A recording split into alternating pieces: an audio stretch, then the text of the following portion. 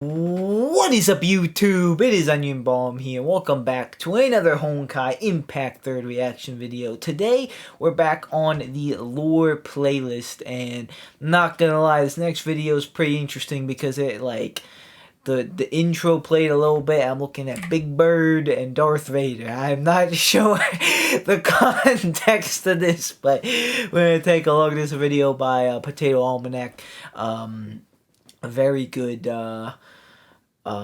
channel for this. So him and Homu Labs have been really good in getting some of this lore stuff together, and they've been some pretty good videos, honestly. I think we're still doing Elysia Realm stuff because Greasio, that was the 13 Flame Chasers Fire Moth type thing, and by the looks of it, just like a real quick glance, we have some. I mean, there's a 17-minute one coming up pretty quickly, but there's some quicker ones after that and before that, so we'll see how much we get done. One episode. I keep actually saying episode like we're watching a show, but it's as entertaining as a show.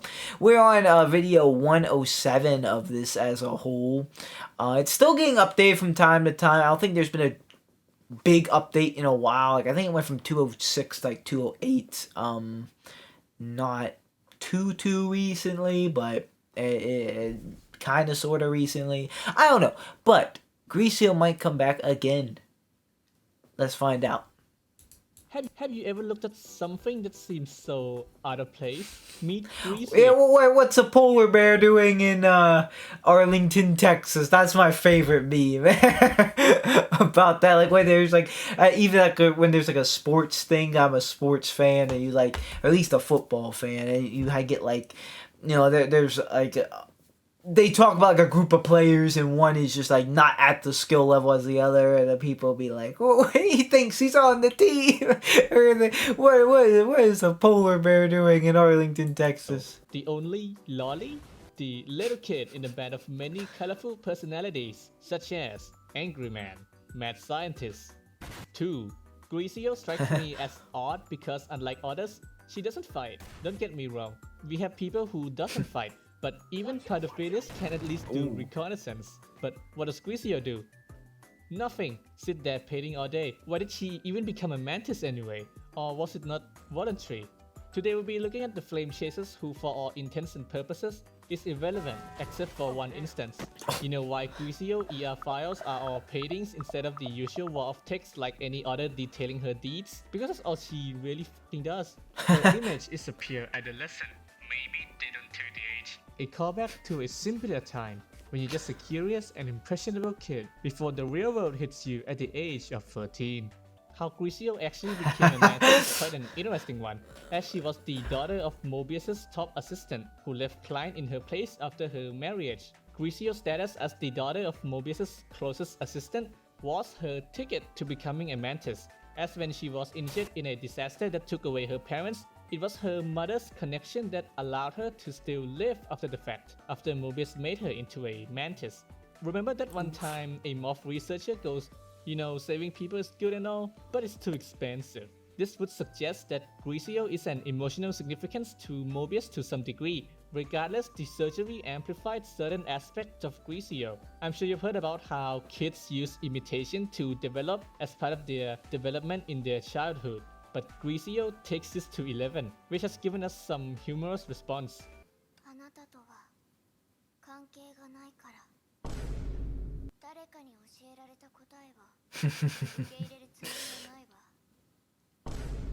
The funny thing is that when this happens, people refer to her as being contaminated, like some kind of all-absorbing sponge or a white piece of canvas. The latter just so lines up with how she decontaminates herself by painting the influence away. But what makes it interesting is that the surgery also made her painting gives people the feels, quite terrifyingly, to say the least. What would happen if she paints after hanging? Wait, what was that? Quite terrifyingly, to say. Oh, the final lesson. I see you crying through your front camera. I don't even blame you. Oh boy, that's a funny meme. That's a good use of it too. What would happen if she paints after hanging around Calpass for a while? uh, Usually she would paint landscapes, but sometimes she paints some friends for herself to oh play my. with, by which I mean vicious beasts from a PH show. The two possibilities for why they look like the sky people is that A, the devs didn't want to make a new set of enemies just for a minor character, so they just took the existing models and recolored it. Or B, it was a deliberate choice to tell us that Grisio became an alien overlord who directly kickstarted Sky People imperialism. More on this in a bit. In any case, there are many reasons for why someone would not want her needing to paint. An easy solution would be to just throw her into solitary confinement, but that's inhumane, she's just a kid. Better save it for when it's an actual existential threat, am I right? Anyway, there were two people who took up this caretaker job. It was Cosma and Aponia. You could say Mobius was another one, but she's way too busy at her job anyway, so you would mostly see these two.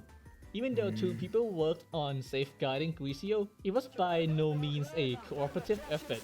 It definitely feels more like a battle for a child's custody, with Cosma being on his best game most of the time. Because Grisio didn't do anything but paint, her files are instead a mix of facts, metaphors, or important themes relevant to the person she chose to paint for. I've said about how there were many reasons to not want her to paint, as in many cases it can be harmful to those who laid their eyes on it. But sometimes the reaction can be positive, like that one time she painted me a picture of her girlfriend. Grisio Art Review. Chronophilus' lonely existence could be referring to Sundown Alley going to shit. I actually have no idea what this is supposed to reference. If anyone has an idea, please tell me.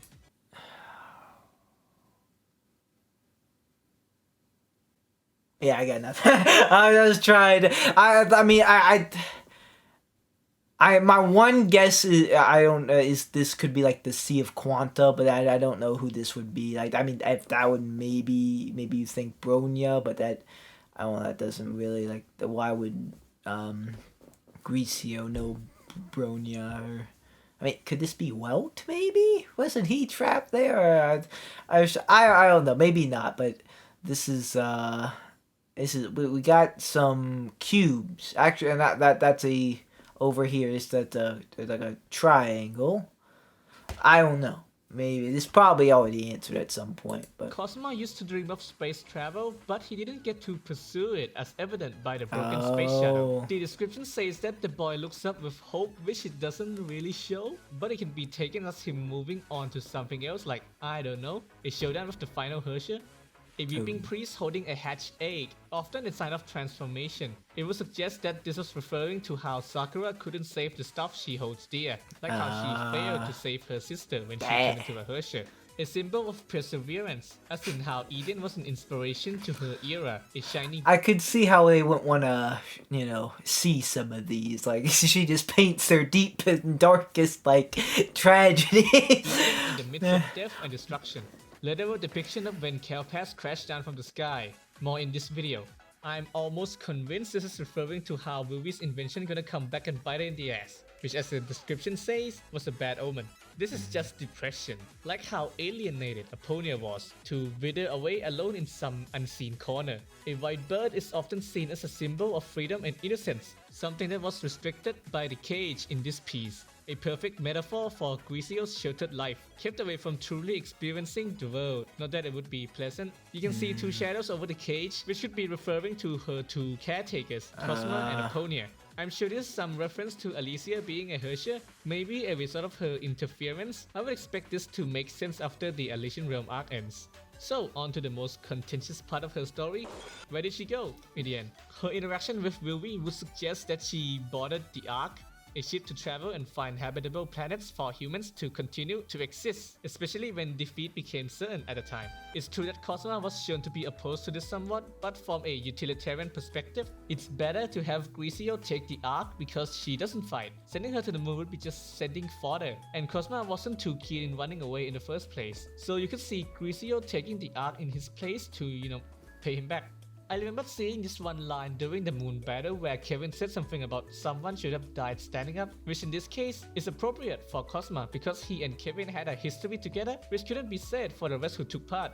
For the reasons above, it's likely that Grisio took the Ark and left, which means she could still be alive in the current era 50,000 years later. The most we have got about this was when the Ark lost transmission, which leaves a lot of room for theorizing. Many already made observations about how the monsters Grisio paints were supposedly inspired by the influence from Cosma. If we assume that it wasn't just the devs being lazy, it would mean Grisio could have settled somewhere, drawn a lot of these things, maybe lost control of them, perhaps her powers mutated and these things broke away to become the Sky People. And it's pretty convenient that the monsters from a show were described as a product of a child's imagination. I could think of a few reasons to disprove this argument, but that in itself is a whole matter deserving of its own video. A more dark alternative is that, have you ever seen the Shelter animation by Porter Robinson? It has quite a similar predicament to Grisio's. Lonely, hopeless. Oh, I have seen this.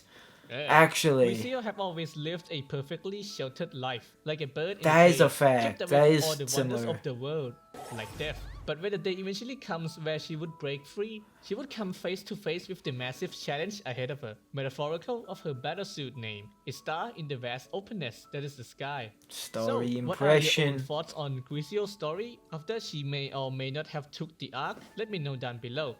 Thank you for watching today's video. Please like and subscribe and have a great day. Hellscape with some kind of sacrificial Interesting. altar. But that doesn't matter because she still found ways to make Kelpath stronger by utilizing Pretty good. Pretty good. Yeah, greasy. That's the starts of these videos. Was that Batman era? This is PM Potato Almanac again. We have Kevin's biggest fanboy, Cosmo. Okay, this was someone who with a pony. I was watching Grisio, and I knew Grisio, like, I of course looked younger and like I seemed younger, but her being a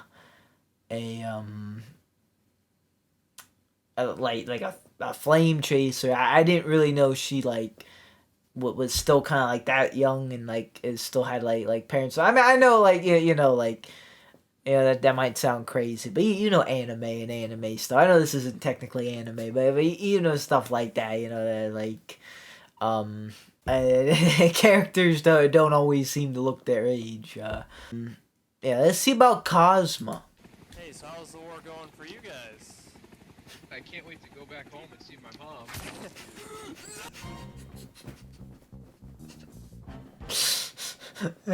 Cosma is by all accounts a Kevin fanboy. He talks in a cryptic and roundabout way, never gives a straight answer no matter the question, always resort to silent treatment as he calculates every possible choices like he's playing a dating sim. They may look like one of those Batman-Robin type of relationship, which they kinda were for a time, but as you will soon learn in this video, many things will happen that would irreversibly strain their relationship, even though both of them greatly respected each other. Our story starts when a young Cosma tried jumping into a tornado because he was convinced it had a core he could destroy, thus preventing the disaster. Not only would this be highly dangerous for its Here will it be, comes. it wouldn't have achieved anything as there was nothing in it to begin with, because this tornado was just jump. spam from the Herschel wind, a concept that's unknown to a random civilian like Cosma. Luckily, he was saved by Kevin, who gave him the rough idea of Honkai, and this is where their relationship begins. Cosma joined Morph and fought alongside him and his unit, where each of them will grow as a person. And if you know anything about what Kevin has become, a cynical bit, you can kinda guess what Cosma would become. It's a story of growing up, as at that point both were still the naive good guy hero type, but this being Honkai means that stuff goes downhill. The first event I want to talk about is the Ice Herrscher. As when it appeared, they had such a hard time beating it that it demobilizes them into a full rout. Luckily, they didn't really need to, as Kelpath single-handedly defeated it for them. This was an important event because the guy who convinced them to run, Atto, Grisio's dad, probably a close mentor of Cosma, basically told them that their purpose was to be cannon fodder, and how You say no, then you get out of there. This comes into play when Atto died, with Kevin supposedly to blame. Hold that. Wait, I thought I heard that, and then in my mind I was like, did I hear that right? Like, am I supposed to know this? I don't think I know this. Is it Otto is Gricio's dad? Atto, Grisio's dad, probably a close mentor. Oh, wait. There's a comma in the speech, or not. Otto and Gricio. This is Gricio's dad. I thought. Okay. I get you now. I thought you would say, cause I'm looking at the picture, the visual right now, and that's the same guy. So, okay. So Otto was not Grease. I was gonna say that's crazy that I'm just like learning it now. By this time, many Hershers have come and go, and sacrificing people has become a necessity just to beat them. Atto dying was the last straw for Cosma, as he fumes over his death to such an extent he transforms into his beast form and attacks Kevin. Also leaving Morph on the spot, cutting ties with Kevin and running away. He already had his Mantis power, which was basically Kirby, gaining power by eating stuff, which can be seen predominantly with his horns, which made Romance look like a demon, stuff in this case being Honkai. His powers are some of the more unstable ones, as he can grow indefinitely, which he believed could be used to beat any flame chasers and even hold off Kevin for a while. They call his spirit animal he fused with Vishnu, which yes is the same one Terry has, him angrily transforming into his beast form, resulting in him not being able to turn back and thus deciding to run away to become some urban legend horror story to any soul unfortunate enough to see him in the streets. Morph managed to track him down and cure him, finally allowing him to rejoin the Morph. Though his relationship with Kevin still remains tense, he kinda found his purpose by taking Gricio under his care after she lost her parents to Honkai. Well, setting aside some of his rather questionable statements, he really does treat Gricio like his own family. He kinda does a lot of things as remembrance for Oh, the people yeah, he cared about. I remember that Taking from care of last. Gricio, holding onto his harmonica given to him by Dystopia, another minor character that likes to give people presents, which is something he also tried to mimic. As you can see, Cosma has got quite a baggage. This is gonna get worse. Both Kevin and Cosma had matured through their experience fighting the Honkai, becoming more calm and collected as a result, disillusioned with the world, and fixated on performing their duties. After all, one could say neither are living for the sake of themselves. For Kevin, it's taking his girlfriend's wish to take his fight against Honkai to the very end. But for Cosma, things are a bit more complicated. For one, he was chosen for Project Arc, as the space having cold temperatures would help him retain himself longer, though that's the least of his concern because he had Gricio, which he will be effectively abandoning. This left him quite conflicted. Do note that traveling space was Cosma's dream from when he was young, and it's heavily implied that Gricio boarded the Ark in his place, thus letting Cosma decide for himself for once what he wanted to do. He chose to accompany the moon mission to battle the final Hersher, where he would perish, concluding his story. Overall, he's quite a minor character, evident by the length of this video, but nonetheless has an intrigue of his own. His story carries the meaning of his signet, Daybreak, often compared to a beginning, a continuation, or growth. Not for Cosma himself, but for those he cared about, Atto, Dystopia, and most importantly, Gricio. He himself never had a chance to pursue his own dreams, but he can at least provide that for the others. But what do you think? Leave your thoughts about Cosma down below. And thank you for watching. I think he's a bitch. Okay. I honestly, other than that video and some other thing, I haven't really. That's probably the most I've learned about Cosmo. But yeah, interesting. I like how he's like looked up to the Kevin, and then kind of like. I think he's kind of turned on him at the end, becoming that like beast thing. Though maybe maybe like a say Drake kind of over some of this stuff. But yeah, Gricia wants to paint you. Me? I think this is an official one. I'm pretty sure I've seen this before, but let's check it out. Colors. 抱歉，刚才没有注意到你。 Didn't see me. It's alright. 是来看我画画的吗？可是我还没有落笔，找不到满意的颜色。要来和我一起画吗？ Sure. 你好像能带来新的颜色。 I can bring new. Which ones? 我们从哪儿开始好呢？ Why not let the colors tell us? 哦，原来你是用这种方式画画的吗？那你觉得这些颜料们想要 I 变成 haven't 什么样 painted in 子 like 呢？ 15 years, so I'm not sure. It should be the look of a beach at sunset. 黄昏，海滩，暖暖的，温柔的颜色。我喜欢海浪拍在脚上的感觉，凉凉的，痒痒的。 Cool and itchy. 以前和大家一起去海边的时候，很开心。对了，去海边的话，把我的朋友们也画上吧。帆船先生，螃蟹小姐，还有，这样就有好多好多朋友了。你还有想要邀请的朋友吗？ Maybe there will be more. 我也很期待，你会邀请谁来一起玩？原来你是在画我吗？谢谢你。 Sure. 我在那里一定玩得很开心吧？不如这幅画就送给你好了，这样你也能和我们一起玩了。我喜欢你带来的颜色，下次再和我一起来画画吧。 Paint with me. Sure thing, Greasio. You know what? I'll add myself to this. Okay, so we this is 21st century painting here. Let's see, we got okay, very detailed. Hold on. I had this picture, hold on. Boom. Now that me and I have added myself to the picture.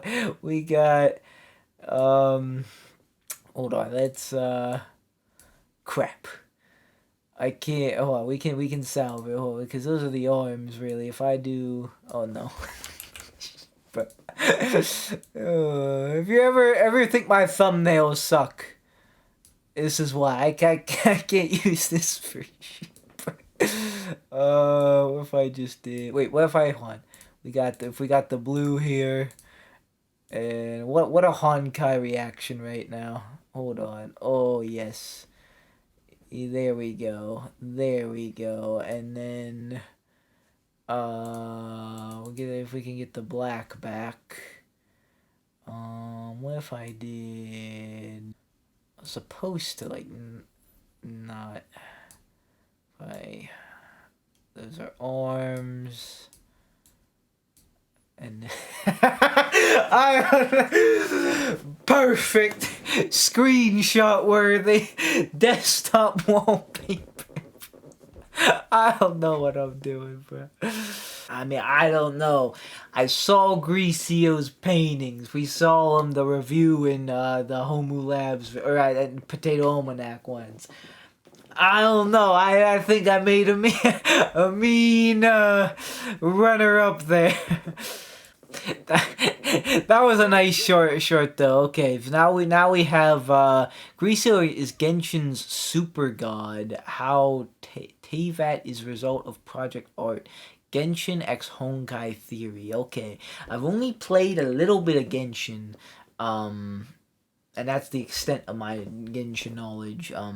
So I'm not really too that knowledgeable in Genshin, so I'm not sure if I'm entirely going to understand this, but we'll go for it. Are part of the Honkaiverse, or the Hoyo-verse, or the hot anime waifus and husbandos gotta help please have mercy on my soul, I need to eat today, verse. Call it however you like.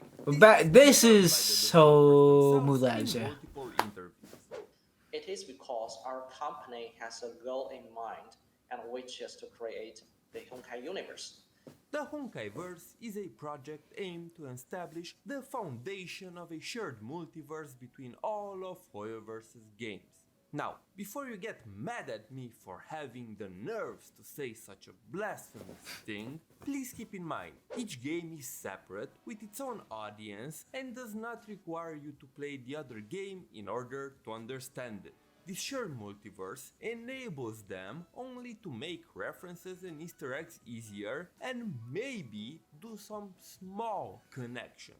Because of this, fans of both games have tried to find something that could link them together. Thus, the Project Arc theory was born. In this video, I will tell you everything we know about Project Arc and propose a theory that could finally link Genshin and Honkai Impact together. Now, let us take off. Alright.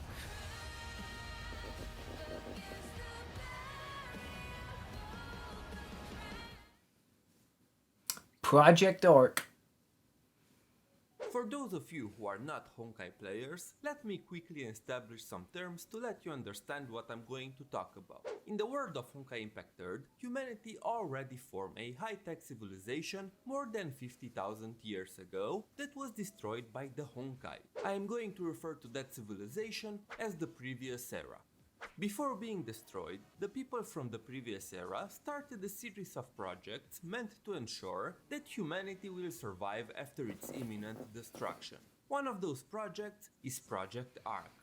The Ark bears a copy of the Human Genome Library, and it was launched into the space to search for other inhabitable planets. Its purpose was to make sure that humanity will prosper again on another planet if the previous era was destroyed.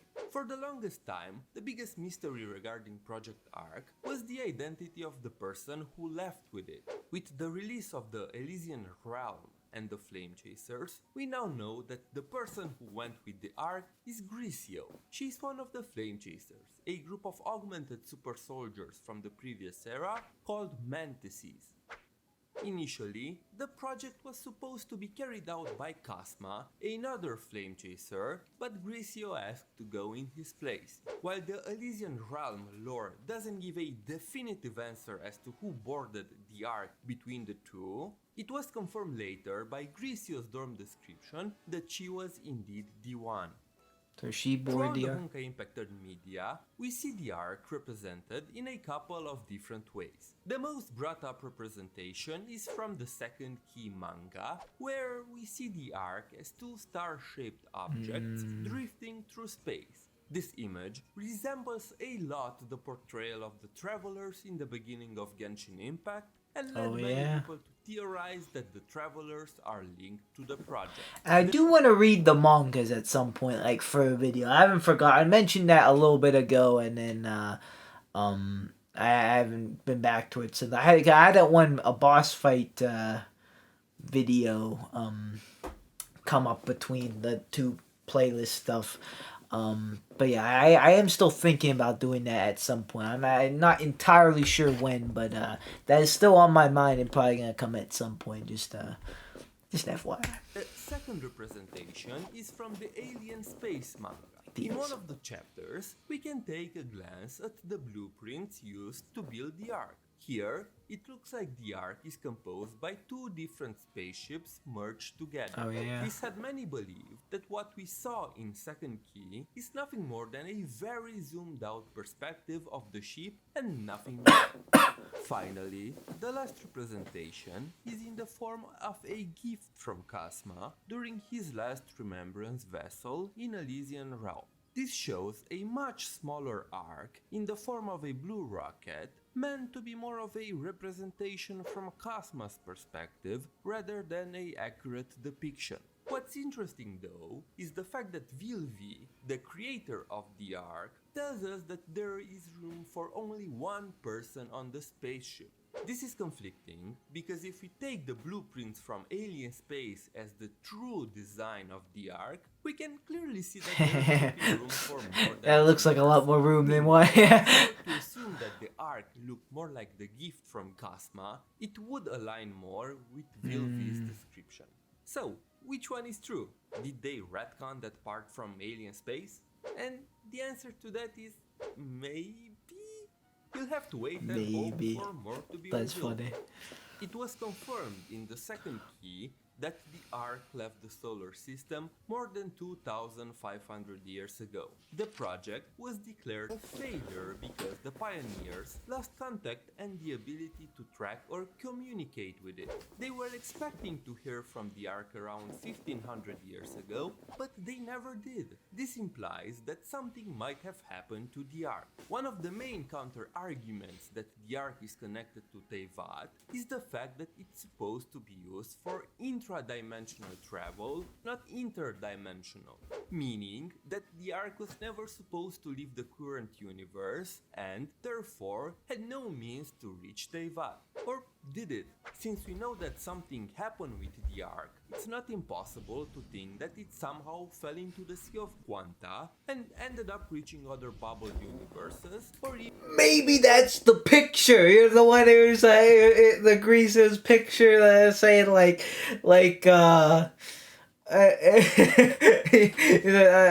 I put him on was like I'm not sure which one what this was. Maybe that was Greasio. That was Greasio's hand, and that was the Sea of Quanta, and she got his phone into it, and it supports the theory. But hey, look at all these kids. This is the Sea of Quanta. You know what? Like I was kind of like I was kind of talking myself out of it just because. I just don't think I would know something like this, but I don't know. That does kind of look like that picture. Maybe I was spin. Maybe I was actually right for once. Who knows? even other branches on the imaginary Oh my headphones just ate shit there. What? tree. I'm not going to Was that cover my headphones? universes or even Oh, yeah. other branches on the imaginary tree. I'm not going to waste time in explaining here what the Sea of Quanta is or how the Honkai multiverse works. If you are interested in finding out more, I have a video in the description that goes into more detail. For now, just think of it as a space between universes that houses many bubble universes and world fragments. Greasio. Greasio is an introverted child who loves to paint. Both of her parents died due to Honkai-related incidents, and R.I.P. even Greasio herself was heavily injured one time. The Dang. only way for her to survive was to undergo a metamorph surgery and become a mantis. After the surgery, her paintbrush was infused with a mysterious power. Greasio is very easily influenced by the people around her to the point where she absorbs their personalities and starts talking and acting like them. She refers to the traits she borrows from others as colors. She uses these colors to paint, and her paintings have the ability that's the to ocean. influence the people around them based on the colors of the person she used when painting. One time, Greasio did a painting based on Kalpas, and it is said that it almost brought an entire city to the brink of destruction. The whole painting. The The whole city. Due to it being a data space based on the shared consciousness of the Flame Chasers, Greasio gained the ability to shape reality and bring her paintings to life. Even if she only displayed those abilities in the realm, it's important to note that Greasio was only a child when she left with the Ark. Her powers were incredibly busted even by Mantis standards, having seemingly unlimited potential for creation. So, who's to say that she couldn't develop these abilities, or even more, if given the necessary time? Like, I don't know, 50,000 years in a spaceship traveling the universe? VLV tells Cosma that the Ark was designed with his Vishnu genes in mind, which allow him to continuously evolve as long as he consumes Honkai beasts. She also said that with time, he could become a being capable of creating worlds. Cosma ended up staying on Earth, of course, but who's to say that Greasio couldn't achieve the same through different means? Given her tremendous potential, I wouldn't be surprised if 50,000 years were enough to allow her to become a godlike being that could shape an entire world and create life with her paintings. Inspired by Greasio, I also decided to make a painting. It's called Please Subscribe to the channel and leave a thumbs up. if That you is like pretty the video good. And want to see more Honkai Impact 3rd and Honkai Star Rail. Hey, you know, me and Homu Labs collab on a painting, art. You know, I mean, this is his. We want again, once again, mine. I think we could make some art here. Give Greasy a run for her money. The Primordial One is the progenitor god who allegedly came to Teyvat from another world. It battled and defeated the 7 sovereign dragon lords who were ruling over the old world. After its victory, it went on to create the heavens and earth and 4 shining shades of itself. Ultimately, the Primordial One is This Genshin? responsible for the creation of humanity in Genshin. Through reading Before Sun and Moon, we can clearly see some thematic similarities between the entity known as the Primordial One and Grisio. In the chapter on Phanes, or the Primordial One, it stated that it was birthed from an egg. It's important to note that Before Sun and Moon is meant to be a historical scripture, meaning that the events relayed in it are interpretations using figures of speech and metaphors to convey information in a stylized manner. So, if you take that in mind, the egg could very likely be a spaceship, an ark of some sort. Even if the two have absolutely no connection whatsoever, it's clear that Hoyoverse used the story of Noah's Ark, or Tevat Noah in Hebrew, as a core theme for both characters. The Some orc of the too. chapters in Before Sun and Moon, such Nice. as the year of the Ark's opening and when doves held branches, are direct references to the legend of the Great Flood. Now, please think back at Project Ark. Humanity is about to face extinction. Just like Noah, Grisio is chosen to board the Ark and carry the entire human genome library through space to find a habitable planet and make sure that humanity will continue existing. A few thousand years have passed, and due to the nature of her powers and potential, she became a being with unlimited power for creation. The Primordial One arrived in the old world in some sort of spaceship from another world. After arriving, it defeated the 7 sovereign dragon lords. To make sure that the planet can be safely inhabited, it created 4 shades, creation being a power heavily associated with Grisio, and created humans, which very coincidentally is similar to the task Grisio was assigned when boarding the Ark. Hoyoverse always uses similar themes for both games without drawing any direct connection, but in Grisio and the Primordial One's cases, there are just too many coincidences. It's a bit sus.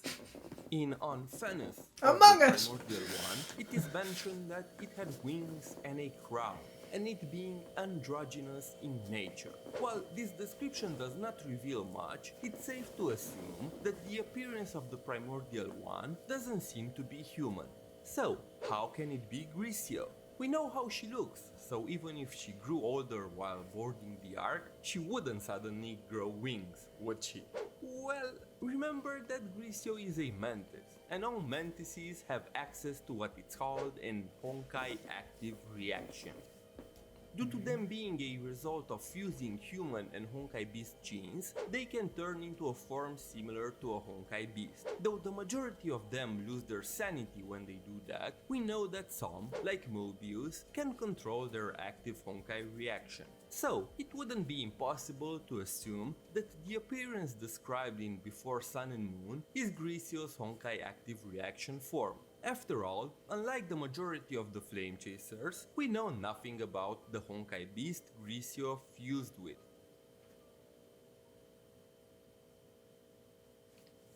Genshin's lore is based on Gnosticism. Because of that, many myths are translated to the game. Such is the myth of the Demiurge, whom the Primordial One is associated with. In Gnosticism, the Demiurge is a false creator depicted as an artisan that fabricated the physical universe. It thinks of itself as a supreme being without realizing that it's just another creation and there is a being above it, the monad, the actual supreme being. In many philosophies, all the creations made by the demiurge are considered fake because they are just the consequence of an even higher power. In the Reconciled Stars event, Scaramouche says that the sky is fake, hinting at some hidden truths behind the creation of Teyvat.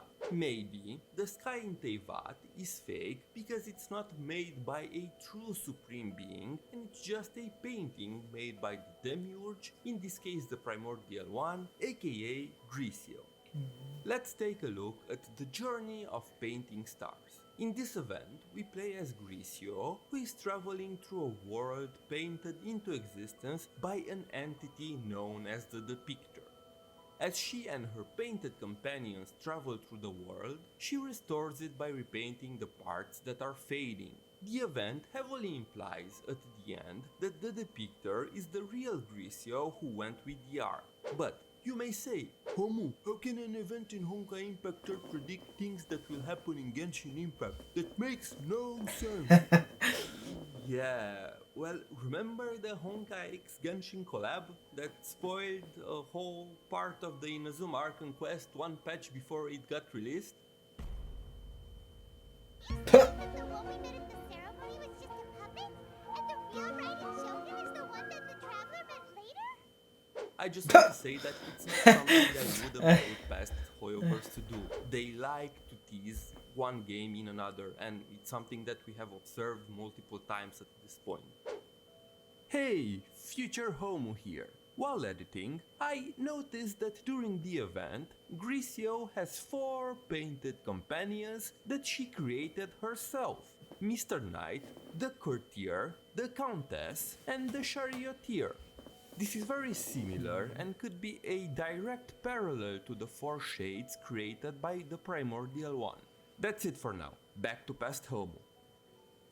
If you go through Grisio's dialogues in Elysian Realm, you can see her mentioning the sky a lot. For her, the image of the sky represents freedom, a place where all her warm memories exist and where she says that she'll want to live someday. Of course, this could be foreshadowing that she'll take to the sky with the Ark, but what if Grisio painted Celestia as a place in the sky to live in, just like she wanted as a child? So, let's do a short recap. The Primordial One is Grisio, who embarked the Ark with the Human Genome Library at the end of the previous era. While drifting through space for thousands of years, Grisio, who had unlimited potential for creation, became a being capable of altering reality and create life using her paintings. She ended up in the Sea of Quanta, and there she found Teyvat, a bubble universe in the sea. She used her powers to fight off the 7 sovereign dragon lords and to paint 4 shades. After that, she painted the sky and earth anew to make sure that the planet is habitable, and then used the Human Genome Library from Project Ark to restore humanity. Finally, she painted Celestia in the sky, where she wanted to live for the rest of her days. But, as you may have noticed, the story of Genshin Impact is a bit more complicated than that. Something might have happened to Grisio, and whoever rules over Celestia right now seems to be a totally different person. Who knows? At the end of the day, this is just a theory. It doesn't have to A be game all theory. It needs to be is just a fun idea to discuss between the fans of both games that love to find connections and similar ideas. Now, honestly, that's a really cool theory, a good theory, and if there's any sort of merit to that, it's just kind of cool when, worlds collide, especially something like Honkai and what in the heck happened there? And Genshin. And yeah, theories like that, what makes, communities fun and thrive, and when people start to theorize stuff and I don't know, just all that stuff is fun and cool, and yeah, it almost kind of made sense. So Grisio, she's the creator, the god of Genshin, perhaps. I mean, who knows? I'm not sure if you know, that is the case, or they'll ever confirm it to be the case. But at least has a little bit of merit. At least it made sense to me. But it may just be some coincidences. I don't know, but that's pretty cool. Pretty cool. Alright, wait. The flame chaser, not supposed to be there. Pardophilus. This is the cat one, I believe. Pardophilus Yeah. is one of those Honkai characters that you will never talk about when it's about those with great achievements or those that left a lasting impact in the game's universe. So with characters like her who looks pretty unremarkable, why then should we care? I want to tell you about how with any other minor characters like her, instead of them being a driving force behind how the lore develops, they become a lens through which the story uses to iterate its themes and ideas, and it's about this thing. Yo, there's a stray cat out there! Khan was an anomaly called the projection of memories, which was only unique to Pardophilus. It means that the cat was an incarnation of her hopes and dreams. And the thing with Pardophilus is that she never had her great triumph, her save the day moment, a greater purpose, or a noble goal that she upholds, because that's not what she's about. Considering she's a flame chaser, her goals in life isn't anything about saving the world or protecting the weak. It's doing nothing all day, like a cat. As yet another person who has the roots in Sundown Alley, she was known locally as the Sundown Thief. Her life wasn't great by any metric. First, she's an orphan, also homeless, and broke. She spent much of her life barely getting by, so her only wish really is just to get a good life for herself, which becomes quite a challenge when there's Honkai around. But as an old saying goes, with crisis comes opportunity, and getting an opportunity, she will. And here lies the wackiest backstory for a flame chaser. First, she had this bright idea of sneaking into this organization called Morph, and then got herself on an operating table for a mantis surgery, which she somehow survived despite the odds. She joined the Morph, which finally got her a nice place to stay and plenty of food to eat, which sounds great and all, but what about the usual fighting the Honkai that the people in Morph was supposed to do? Well, she didn't need to do any of that. Because despite getting a mantis surgery which was supposed to make you into some kind of super soldier, she instead remains as harmless as an elemental Valkyrie fighting the Kallen boss. So at the end of the day, she really just became a cat girl for food and water. And if Elon presenting his genetically modified cat girl project to his investors has made me realize anything, is that this is fucking useless. What you're seeing is advanced warfare. You cannot make this up. How can a person be this lucky? I guess we all had that one lucky friend that whenever they try to do anything luck-based, like gacha games, then they somehow get a rare character in their first 10 row, and then proceed to get the best in-slot weapon for said character without reaching any pity. Tangent aside, luck is pretty much Pardophilus' second name. This is one time she got shot and survived because she had plot armor. I mean, a single coin that she kept as a lucky charm. As I stated earlier, she also didn't actually fight that often, if at all. Instead, she's relegated to logistics and infiltrations. She was sent on a mission to bust into a facility to steal a box of goodies, which would have been really difficult, but little did Commando that she already stole it when she was scoping out the place earlier, so... Everyone back to the base, partner. With immense luck, Pardo mostly got out of most disasters scot-free, but it doesn't mean that they wouldn't affect her. For example, she missed the Hershey of Binding because she got food poisoning and slept through the whole thing, and finding out about what happened afterward wouldn't be great for anyone's mental well-being. And with 13 mantises, including her, being brought together to form a team, she still did not need to fight, lounging around, which is where we finally get back to the cat. The game makes it very clear that this thing was an incarnation of Pardophilus wanting to go back to the good old days. You know, daydreaming, being able to do whatever you please, or having a care in the world, even while it's ending. And talking about world-ending events, what did she do when the final Hershey came? She actually decided to go with the rest to the moon, and when you read about how the Hershey murdered 2 of them less than 5 minutes into the battle, you can probably guess who would have been included in those fallen 2. Because no luck gonna save you from the final Hershey. So basically, Pardo was a spectator to most things happening, at most getting a participation medal. But this doesn't mean she wasn't affected any less by these things. She was devastated when she missed Sakura dying after trying to rescue her sister turned Hershey. She wondered if she would have made the difference if it was her that did it. Maybe she could have actually done something. In any case, did she really do anything? Not really. But characters like her are what provides us the player with an extra insight on how the pivotal events of the game affected the world, and how the most depressing event has an effect even to the most positive amongst us. This has been Among another Us. Fire Moth series video with Mobius, Hua, and Alicia remaining. Like and subscribe if you enjoyed the video, and thank you for watching. The year is Okay. Yeah, honestly, after I haven't really, heard too much about her either. She's like, I heard her like the one part when she gets brought up in the first part of the Elysian Realm stuff, at least from the stuff I saw, but nothing really happened. So interesting to learn more about her, but I guess she just doesn't too much. So yeah, think. Get one more here in the Fire Moth series. Eden's death was symbolic. So let's see this one and one more for the year today. Life is not good. The last few Hershey's has absolutely What's the year? decimated your civilization. Sure, you managed to kill all of them up to this point, but nothing can quite prepare you for your endgame boss, the final Hershey. This was what the previous era had to face. They're better when something like it was bad, real bad. In their final battle, 2 out of the 8 people sent dies pretty much immediately and was probably followed by many more. The trump card weapon supposed to cripple the Hershey proves no match for it and just destroyed itself. Damn.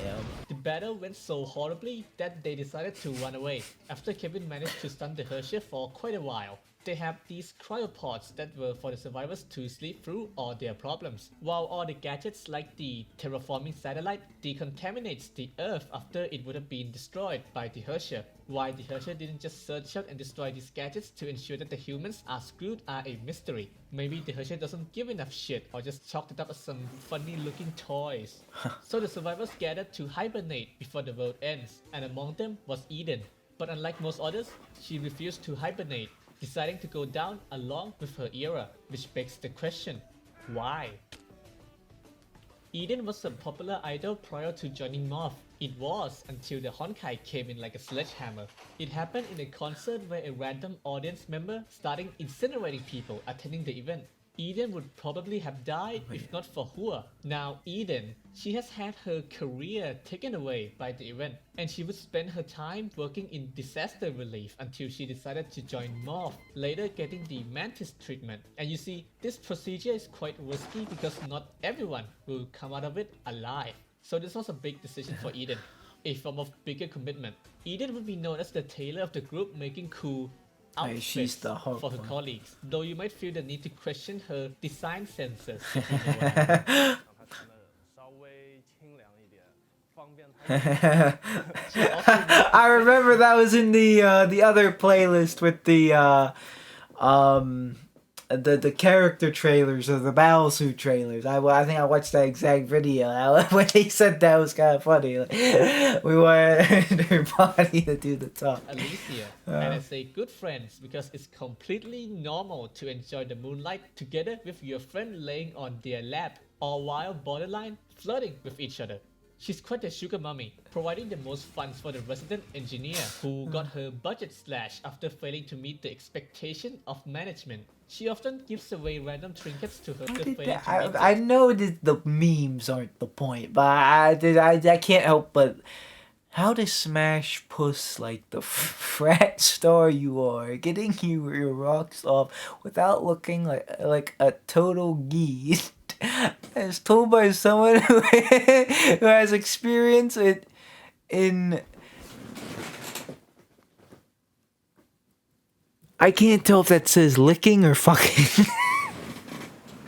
And this guy's just like, bro, I do not know him. expectation of management. She often gives away random trinkets to her friends whenever she feels like it. Most of the time it's because she couldn't make use of it herself, like the Golden Courtyard where it would be used for the foundation of the Elysian Realm after it was given to Mobius.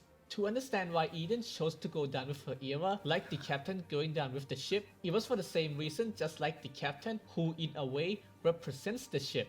Even after the event that brought down her career, she is still an idol who represents hope in her era struggle against the Honkai through her singing, passively increasing morale, and actively, with herself, taking up arms. The twin pistol divine key weapon made from the 9th Persia was often seen in her hands, as she is the only person that can release its full potential. Twins so of when her Eden. era is coming to an end, it's to her character that lives and dies by her era when she decides to sing until her end, at least as far as the symbolic view goes. Eden's decision to commit not live anymore wasn't just a spur of the moment decision, as there were signs that she has prepared for the occasion. For example, passing the responsibility of speeding up the current era tech tree to Fuhua, so she didn't need to do it. It's not quite clear when she got this idea, but from her sim interactions, there's a theme that often pops up in the conversation. The theme of loss, from her career to those who she knew and cared about. There's this one specifically aimed at Alicia, which yeah, well, it would be cool and would debatably be better to see Eden continue on into the current era. Her decision was one that came from a person who lost the things they were fighting for, and so we have her symbolic end as the figure who went down along with the legacy of her era. But that is second to the fact that it doesn't matter if they're dead or alive, because you can still play as them when the next update drops. In what day, I don't know. I've been slapping way too much in Minecraft.